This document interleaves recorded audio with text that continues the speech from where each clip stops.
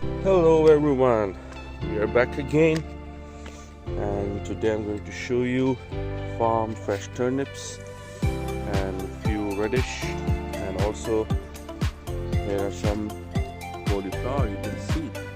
Wow. Now let me show you this radish. It's also ready. And see, such a beautiful radish we are having.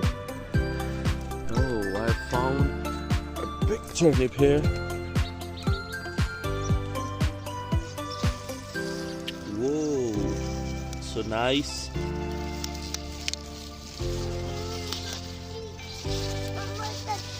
Oh,